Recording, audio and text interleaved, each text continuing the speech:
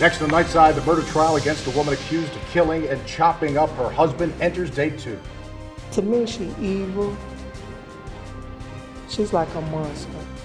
The timeline of the victim's last days and how his family describes the demeanor of his accused killer in court. Funding for education, Governor Pat Quinn promising more money for schools in his recent budget address. Whether the amount is enough for districts to get back into the black. Clearly there are things going on that we don't understand. A rise in autism cases. New reports show more children are being diagnosed. The reason experts say is behind the increase. You're watching ABC News Channel 20, Nightside. With Vince Dementri, Liz Foster, Chief Meteorologist Rick Kirby, and Sports with Donnie Tillman. This is ABC News Channel 20, Nightside.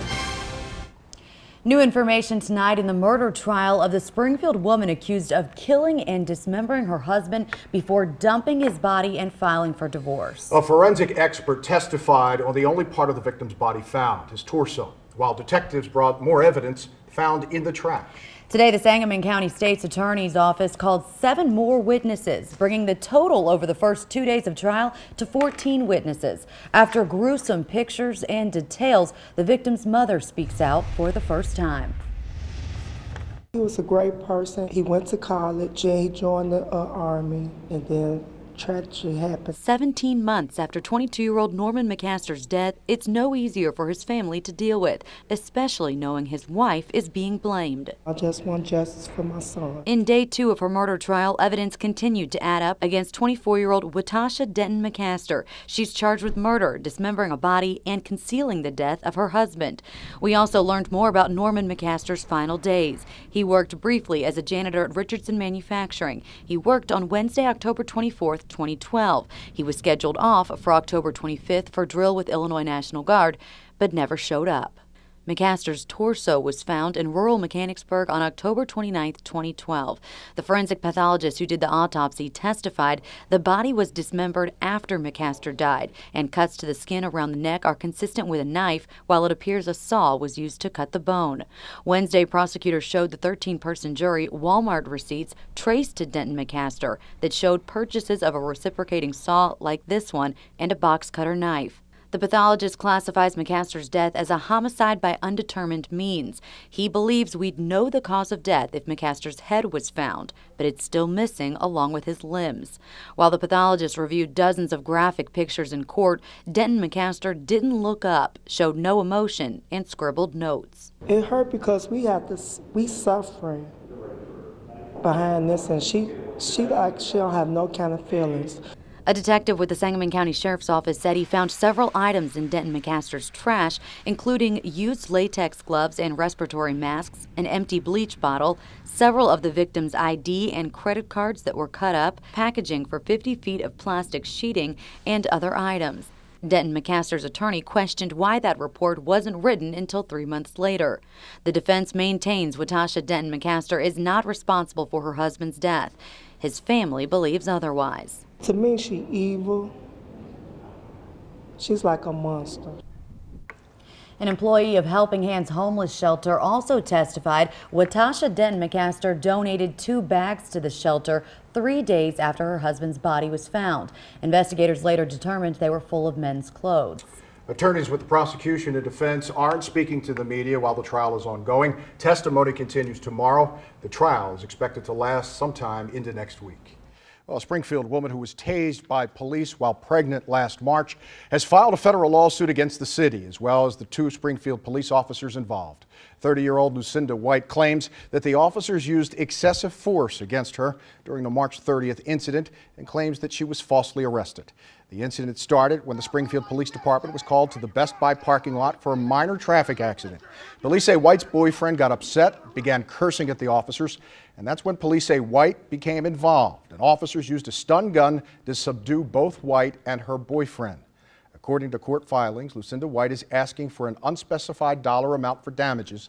The city of Springfield says it does not comment on pending litigation. Meanwhile, Springfield police need your help in solving a nearly year-old arson case that destroyed a local business. Authorities say that on July 15th in 2013, the Foxbridge Bar and Grill was intentionally set on fire in the overnight hours. They say the suspect or suspects broke into a vacant apartment attached to the business, poured an accelerant in several places, and then lit the building on fire.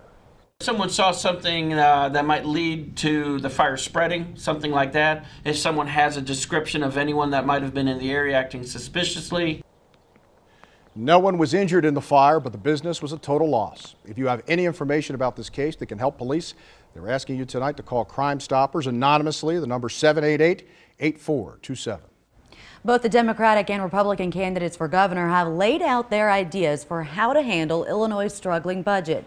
GOP candidate Bruce Rauner has said he would consider taxing retirement income, but opposes extending the income tax increase. He also may favor cuts to school funding. Yesterday, Governor Pat Quinn laid out his plans, which seem to be the exact opposite. Quinn said he won't tax retirement, wants to increase school funding, and proposed making the temporary tax hike permanent. Today, House Speaker Mike Madigan weighed in on why he thinks Quinn will prevail. The governor will be reelected because, as he said yesterday as part of his address, he's being perfectly honest with the people of the state of Illinois. That if the people of the state wish to continue with the level of services which are being provided today in education and other areas, you need to extend the income tax increase. Madigan added he believes Quinn's proposal to offer $500 property tax refunds to homeowners will provide real tax relief. Madigan is also pushing for his own help for schools, a 3% additional tax on income more than $1 million. That proposal, known as the millionaire's tax, passed out of committee today. It's expected to be heard in the full House soon. More details now on Governor Pat Quinn's plan for educational funding. He wants more than $300 million to be returned to the state education fund. ABC News Channel 20's Brett Baldeck spoke with local education officials today. Brett joining us live in studio now with more on how more money could be put to good use. Brett. Vince, according to the State Board of Education, more than $800 million has been cut from schools over the last 4 years. Officials believe returning more than $300 million is a step in the right direction. Currently, schools receive state funds at 89%. Under Governor Pat Quinn's plan, funding would increase to around 92%. That's good news for schools like District 186, who made more than $5 million in cuts last month. Those cuts laid off more than a dozen teachers. School board members say more state funding is all they have been asking for. We've already made those cuts for this year, unfortunately, with the $5 million in cuts we've made. Now, obviously, if we see an increase from the state, we can start putting some of those cuts back into the budget. Board member Scott McFarland says although more money could be coming their way, he hopes District 186 becomes more proactive since it is the capital city school district. That means heading to the Capitol building to talk with lawmakers one-on-one. Now, earlier this year, the State Board of Education asked lawmakers for $1 billion in additional funding. That would have returned schools to the full 100% state aid.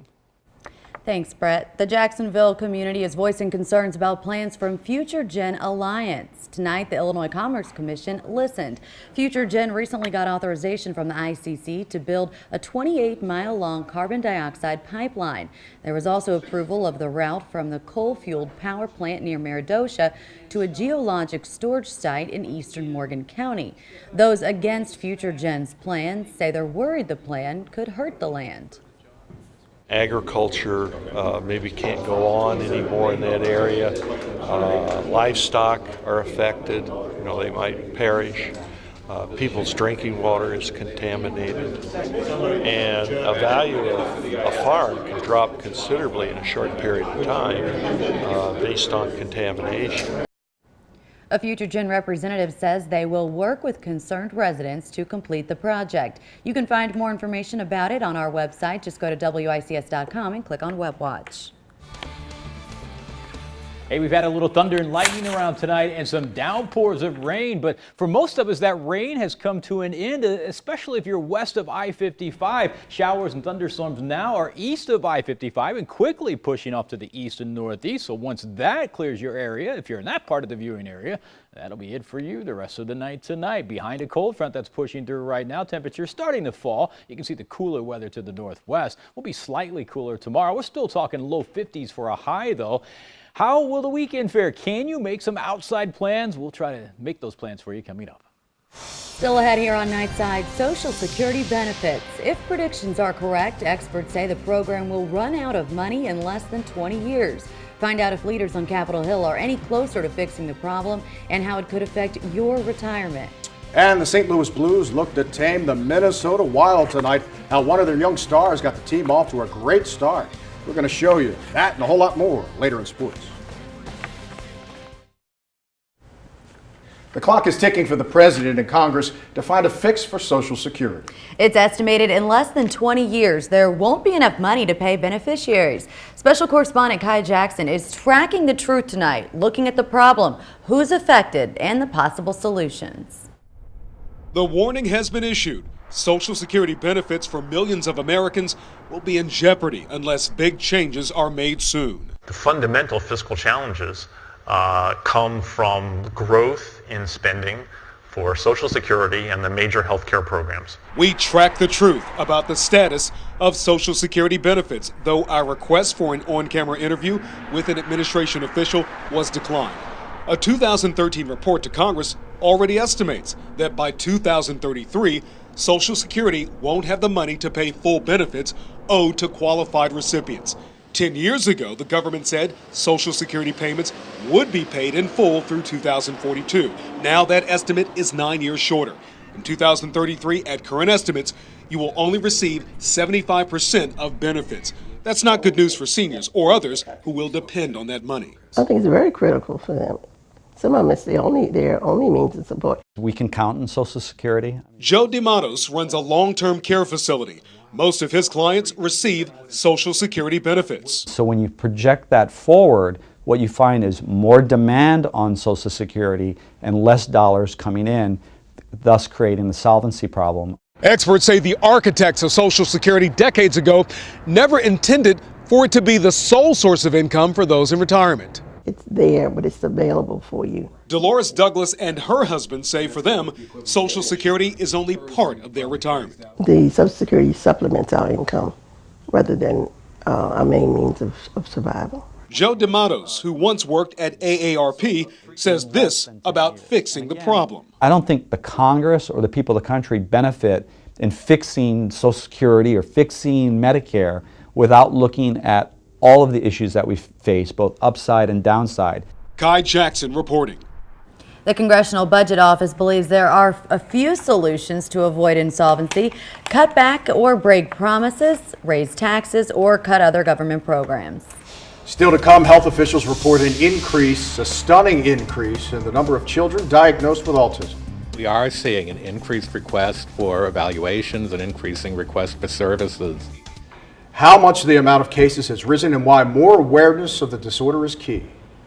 Hey, showers and thunderstorms still rolling through the region, but ending west to east. More rain chances, though, are in the forecast. I'll let you know if they'll affect your weekend and when you may see the heaviest rain over the next 7 days. There's your high and low today. Stay right there. Weather is next.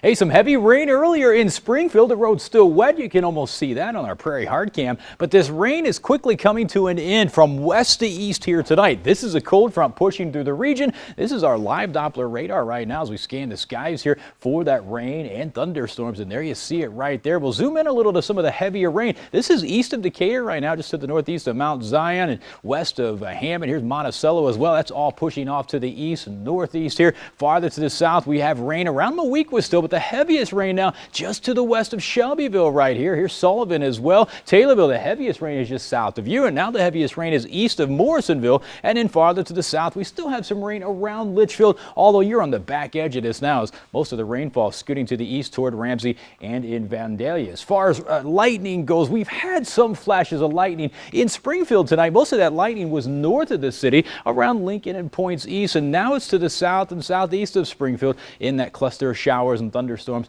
Again, quickly moving off to the east and northeast. The rest of the night tonight, again, quiet for most of us. A cold front right in this region right here. Behind it, you see some clearing of the skies, and that's going to allow some sunshine in here tomorrow. Here's the actual cold front and low pressure right up here in that colder air. It's snow to our north tonight. Just rain here. The air behind the front a little cooler than today. for tomorrow. Nothing terribly cold, but we'll knock down temperatures 3 or 4 degrees from where they were today tomorrow. Here's our forecast model, and it did a great job with this, showing the showers and thunderstorms around 8 o'clock, pushing along I-55 and now east of I-55. So the model's doing a great job showing the rain moving out of here by midnight completely, and then there's the clearing sky late. By tomorrow morning, we should see some sunshine and a pretty nice day. Tomorrow evening, another slight chance of a shower, but we're talking slight chances. We have some outside plans tomorrow evening. I'll keep that in mind. Rain totals before this evening's rain: almost a ½ inch in Springfield, 6/10 of an inch in Taylorville, almost a ½ inch in Lincoln. So these totals will go up a little bit when we get that final number in later on tonight. The wind's still breezy out there, 20-25, pushing 30 miles per hour. The wind gusts even higher, near 40 in Springfield, Lincoln, Decatur. It's a 35-mile-per-hour wind gust in Litchfield. So it's been a windy night outside tonight. But watch the winds here tonight out of the south and southeast, 20-25, gusting higher at times. But tomorrow morning, it's a northwest wind, and throughout the day, the winds start to diminish, but that cooler north wind does make temperatures just a little bit cooler. Outside right now, we're still in the mid and upper 50s, but behind the front, it's 48 degrees in Quincy, so that cooler air moves in here overnight tonight. Our weather watchers reporting temperatures in the low and mid 50s right now with some pretty decent rain totals. And there you see the temperatures tomorrow, lower 50s. 37 overnight tonight. The storms here come to an end. Tomorrow, sunshine, 52 for the high. Not a bad day. There's a 7-day, a slight rain chance tomorrow night. A great weekend. 63 Saturday, more rain chances next week. Welcome back. Is autism on the rise or just better known? The Center for Disease Control and Prevention now estimates that 1 in 68 children have autism or a similar disorder. That's 30% more than previous estimates of 1 in 88. ABC News Channel 20's Garrett Berger joins us now to explain what doctors think is causing the jump. Well, Vince, the CDC came up with this number through a study of 8-year-olds in 11 different states. Health officials say the jump might not mean autism is occurring more often. Instead, they think it's due more to a cultural and medical shift, with doctors diagnosing it more frequently, especially in children with milder cases. And what local autism groups say, the same thing is happening here in Illinois. There's no blood test or swab to diagnose autism or any of the related disorders. The diagnosis depends on behavior, and that can be difficult. There's a saying that says, if you've seen one child with autism, you've seen one child with autism. At the Hope Institute, where 80% of students have some type of autism spectrum disorder, there hasn't been a noticeable increase because the students there generally have severe cases. The same goes for the special needs program at District 186's Lee Elementary School. The population that we serve here, this is where students with autism come and that we've always taken care of. What's happening instead are more diagnoses of milder cases. Almost half the children in the CDC study had average or above average intelligence, and staff at the Autism Program of Illinois, or TAP, say they also see mostly higher functioning children coming in for diagnosis. It suggests that the kids who would miss being diagnosed, misrecognizing they have a need for services, might not have been picked up until the awareness increased. As that awareness increases, TAP's program manager said more children will get the resources they need to overcome or deal with their disorders. On the flip side, he said, those resources could soon become overloaded, especially if funding for the programs doesn't increase. I'm always worried about that. I'm especially worried about that in this budget year. The officials we spoke to at the Hope Institute and the Autism Program of Illinois both say every CDC estimate is higher than the last, so there's no reason to think diagnoses will go anywhere but up. They also pointed to a 2-year-old study from South Korea, which found a much higher rate of autism than the CDC's, about 1 in 38 children. Liz? Thanks, Garrett. Sports director Donnie Tillman joins us to talk about America's favorite pastime and mine, baseball. Hard to believe, just 4 days away from opening day. I'm ready to get down to the good stuff, though. Let's do it for real. Many teams packing their bags to head back to their hometown. Highlights of the Cardinals, Cubs, and White Sox. Next in sports.